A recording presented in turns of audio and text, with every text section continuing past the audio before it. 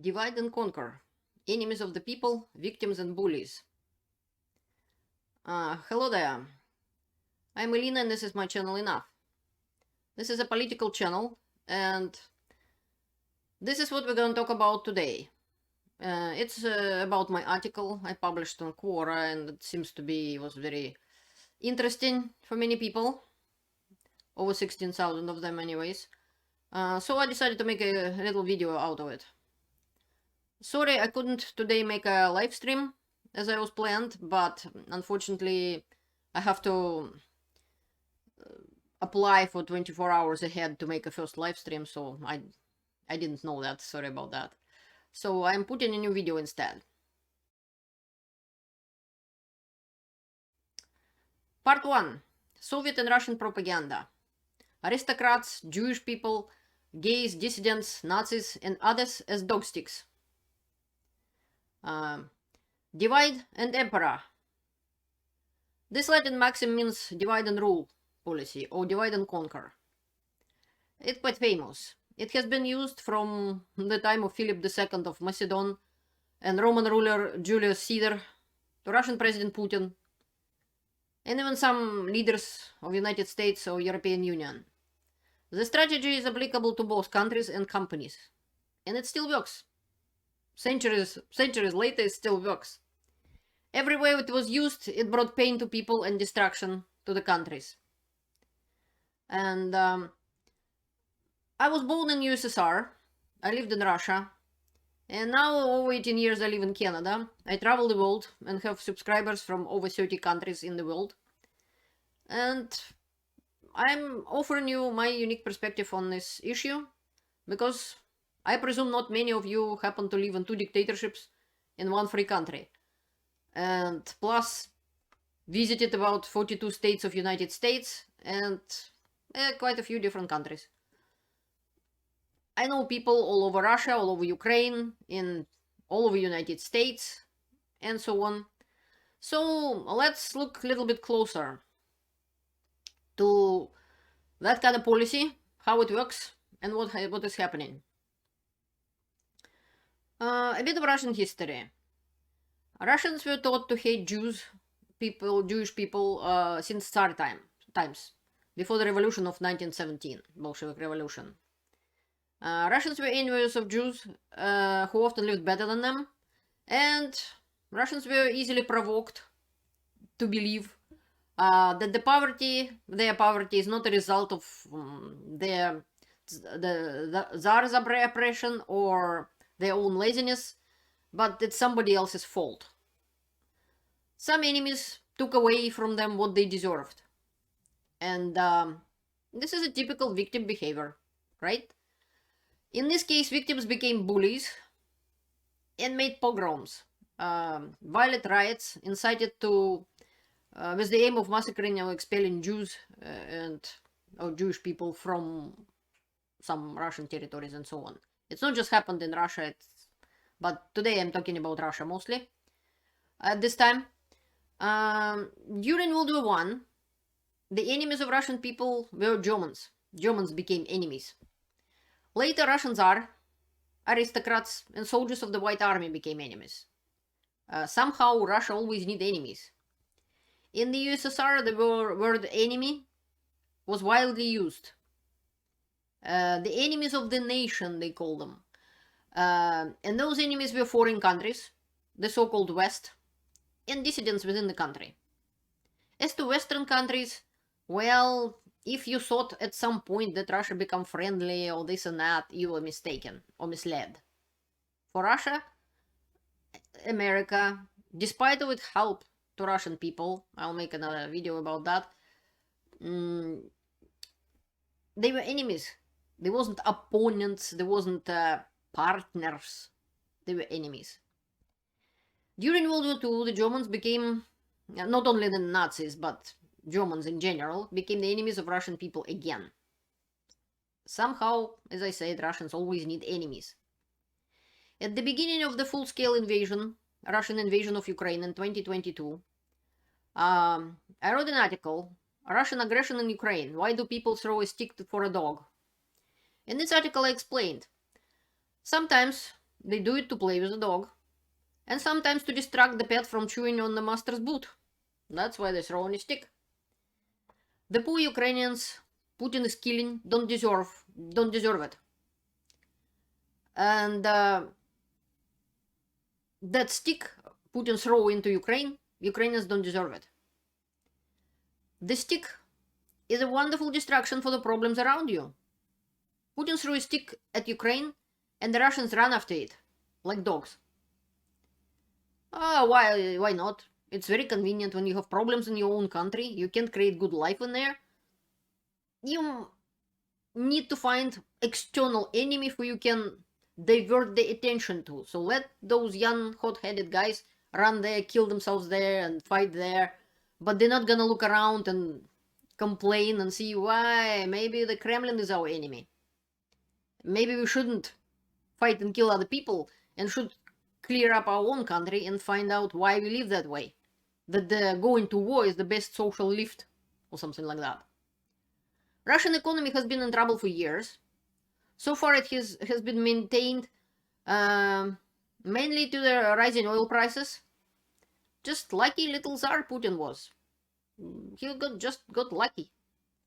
In his 23 years in power, he has done nothing to develop Russian economy and improve the life of Russians. And now he's killing them in a useless war in Ukraine. The poor Ukrainians Putin is killing, they don't deserve it. They don't even Russian citizens. But they're dying anyway. Just because Putin decided to throw a stick in their territory. Putin and his oligarchs have plundered the country and thrown back centuries into the past.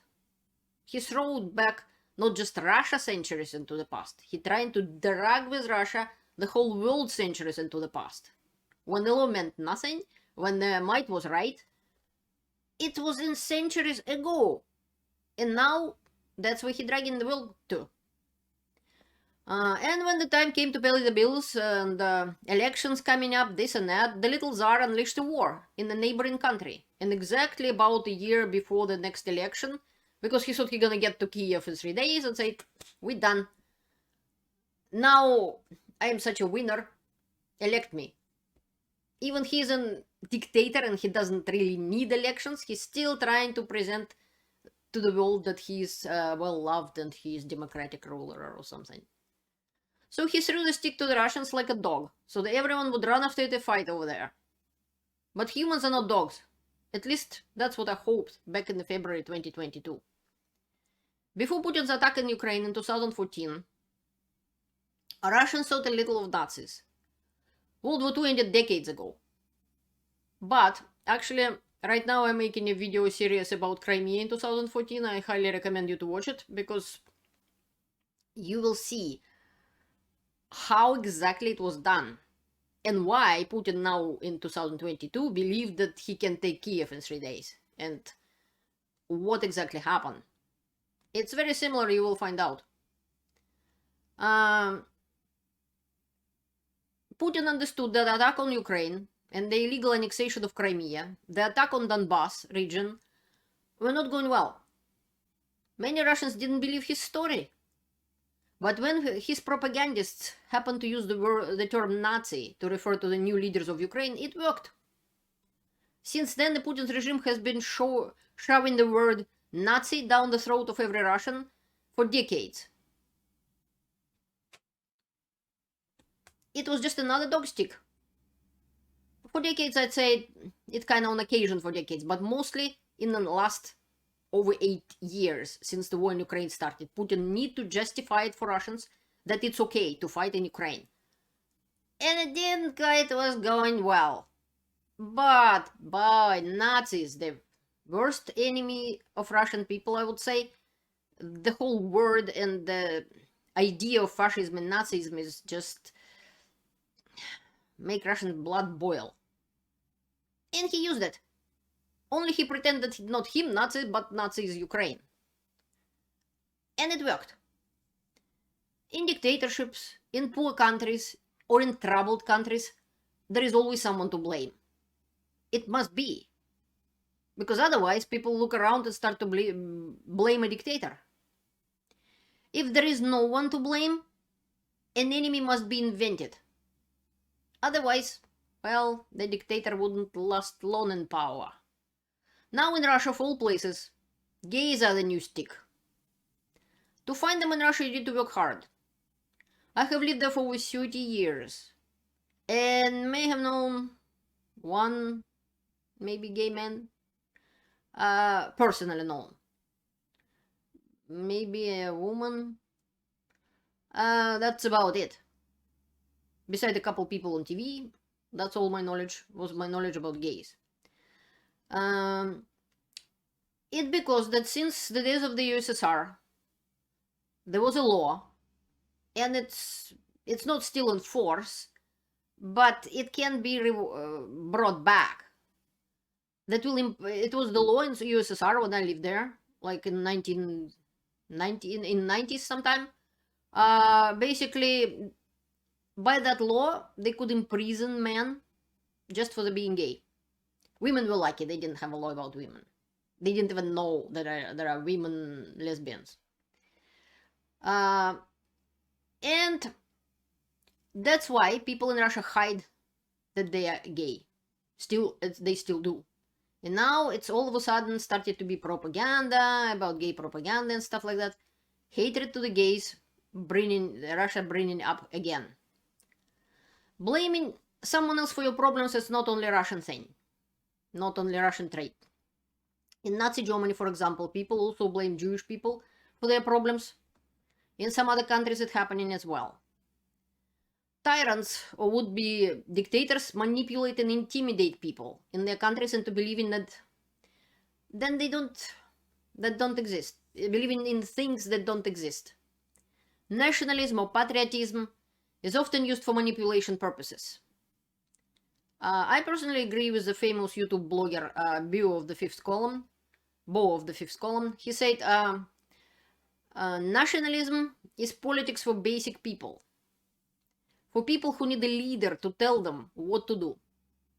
If nationalism is used as a tool to achieve statehood for a country, a new country or a country which is fighting for the freedom from the empire, it's probably, that is okay. But when the nation is already exists and nationalism is used as an ideology, that is bad. Because nationalism and or patriotism used to serve the state to make it warmongering. Nationalism is good for the war and only for war, nothing more. That's what he said, and I totally agree about that. That is why Russian famous writer Leo Tolstoy, the guy who wrote War and Peace, wrote about this in 1900. In the year of 1900, Russian writer Tolstoy wrote an article which called the patriotism in the government. And that's what he said in that article.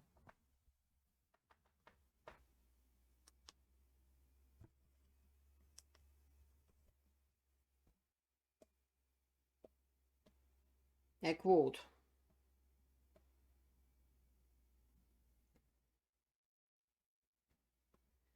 "In our day, the feeling of patriotism is a natural, irrational, and harmful feeling, and the cause of a great part of the ills from which mankind is suffering, and that, consequently, this feeling should not be cultivated as it's now being done, but should, on the contrary, be suppressed and eradicated by all means available to rational men. In the former times, governments were necessary to defend their people from other people's attacks. Now, on the contrary, governments artificially disturb the peace that exists between the nations and provoke enemy among them. Patriotism is a feeling of exclusive love for one's own people, and as a doctrine of tile virtue of sacrificing one's tranquility, one's property, and even ever one's life in defense of one's own people from slaughter and outrage by their enemies was the highest idea of the period when each nation considered it feasible and just for its own advantage to subject to slaughter and outrage the people of other nations." This is from his article of Patriotism and the Government. And I was surprised when I came to Canada and I actually find this article I studied Tolstoy in school. I read War and Peace. Yes, all of it. All the big book. Well, more than one book. I read a lot of Tolstoy. I have never heard of this article because Russian government was deliberately hiding it from us. Even Tolstoy considered the greatest Russian writer and very famous, and children in school grinding their teeth trying to go through War and Peace. And it's actually a very interesting book, by the way. It's well written. It's just written in an old style. But I'm not gonna go about it right now. The point is, this article were hidden from Russian people because they shouldn't know about that. Because Tolstoy said that patriotism it's a stupid doctrine, and it should not only be cultivated but should be eradicated, squashed. I was surprised. I didn't believe Tolstoy could possibly say that, yet he did. And I'll give you a link to the article. You can read it yourself. It's quite interesting, by the way.